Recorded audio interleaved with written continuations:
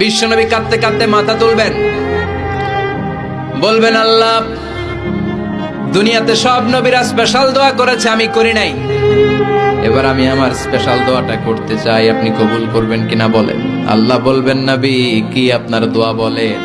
বিশ্বনবী বলবেন, আমার একটা উম্মত যার অন্তরের মধ্যে যাররা পরিমাণ ঈমান আছে, একবার আপনারে আল্লাহ বলে ডেকেছে, একবার আমি বিশ্বনবীর উপর দুরূদ পড়েছে, একবার শাহাদাতের বাণী আমার যে গুনাহগার উম্মত দুনিয়ার বুকে থেকে ঘোষণা দিয়েছে, ওই একটা উম্মত যদি জান্নাতে ঢুকতে না পারে, আপনি আমারে জান্নাতে ঢুকাতে পারবেন না।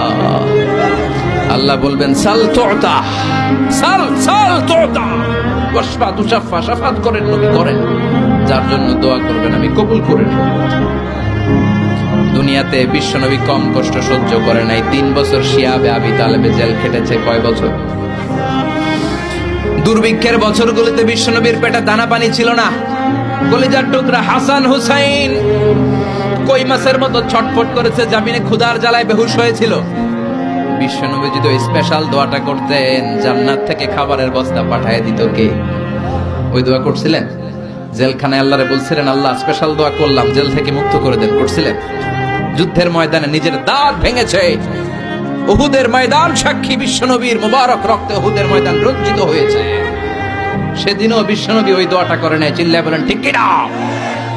তায়েফের ময়দানে বিশ্বনবী কয়েকটা জায়গায়, 3 জায়গায় বেহুশ হলেন। বিশ্বনবীর মুবারক দেহ বেয়ে রক্ত ঝরলো। ওই কঠিন বিপদের দিনও বিশ্বনবী এই দোয়াটা করেছেন নাকি? কথা বলেন।